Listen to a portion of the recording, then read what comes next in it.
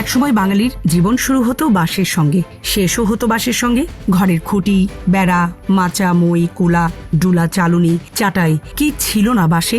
পুকুর পাড়ে বাঁশঝাড়, বাড়ির আঙিনায় বাঁশবাগান, মাঠের পাশে সারি সারি বাঁশ।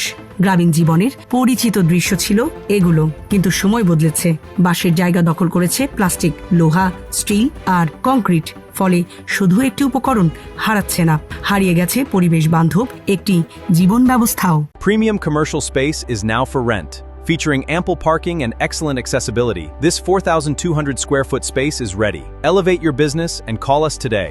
দিয়াবাড়ির বাঁশের আড়তে দাঁড়ালে অবশ্য এখনও সেই পুরনো বাংলাদেশের কিছুটা দেখা যায়। সেখানে রয়েছে 20 থেকে 22টি বাঁশের আড়ত। এরই একটি বিপ্লব হোসেনের।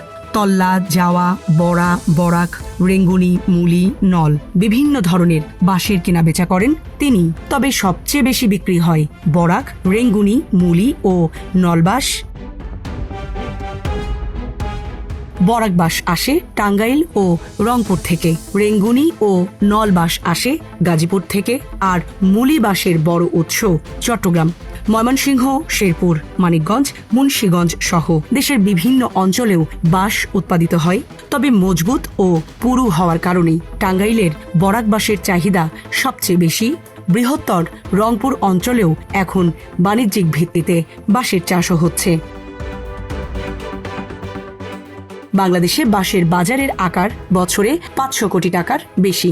প্লাস্টিক, লোহা ও রডের দাপটের যুগেও এত বড় বাজার প্রমাণ করে বাঁশ এখনও অর্থনীতির একটি গুরুত্বপূর্ণ অংশ। নির্মাণ কাজ থেকে শুরু করে বিয়ের অনুষ্ঠান, রাজনৈতিক সভা সমাবেশ, প্যান্ডেল, মেলা কিংবা বিভিন্ন সরকারি আয়োজন, অসংখ্য কাজে এখনও বাঁশের প্রয়োজন হয়। বিপ্লব হোসেনের জীবনেও যেন বাঁশের সঙ্গে বেড়ে ওঠার এক গল্প। বয়স এখন 48। নবম শ্রেণীতে পড়ার সময় তার বাঁশের ব্যবসায় হাতে খড়ি। তবে এর পেছনে ছিল এক অদ্ভুত ঘটনা। পড়াশোনায় তার মন ছিল না। টাঙ্গাইলের মির্জাপুরের বাড়ি থেকে সুযোগ পেলেই যাত্রাগান ও সঙ্গের দলে ঘুরে বেড়াতেন। একদিন রাগ করে তার বাবা পড়ার বই এলানজানি নদীতে ফেলে দেন। বিপ্লব তখন ভাবলেন পড়াশোনার ঝামেলা নেই, এবার মন খুলে ঘোরাঘুরি করবেন। কিন্তু কিছুদিন পর ঘুরে বেড়ানোও ভালো লাগলো না। পরে এক চাচাতো ভাইয়ের সঙ্গে চট্টগ্রামে গিয়ে পতেঙ্গার একটি বাঁশের দোকানে কাজ নেন। সেখানে তিনি ছিলেন শিক্ষানবিশ কারিগর।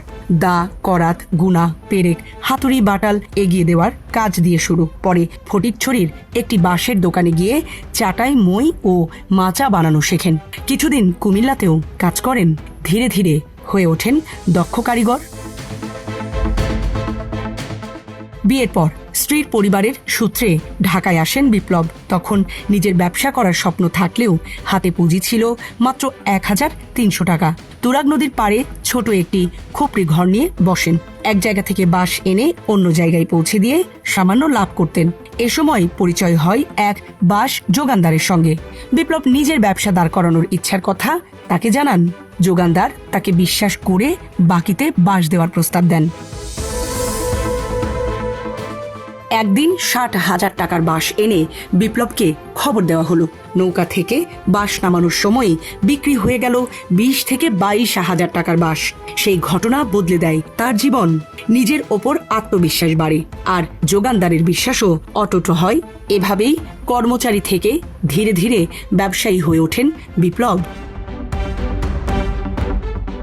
তার ব্যবসার গল্পের সঙ্গে জড়িয়ে আছে বাঁশের বহুমুখী ব্যবহারও। তিনি যখন ব্যবসা শুরু করেন তখন এক পিস বরাক বাঁশের দাম ছিল প্রায় 100 টাকা। এখন সেই বাঁশ বিক্রি হয় 350 থেকে 400 টাকায়। রেঙ্গুনি বাঁশের দাম তখন ছিল 70 থেকে 80 টাকা, এখন প্রায় 200 টাকা। নির্মাণ কাজে বরাক বাঁশের চাহিদা সবচেয়ে বেশি। গোড়া থেকে আগা পর্যন্ত মোটা ও শক্ত হওয়ায় খুঁটি এবং মাচার ভিত তৈরিতে এটি ব্যবহার করা হয়। রেঙ্গুনি বাঁশ আবার মই ও ছিপ তৈরিতে জনপ্রিয়। 12, 15 কিংবা 20 ফুটের বাঁশের মই এখনও ঢাকার বিভিন্ন এলাকায় দেখা যায়।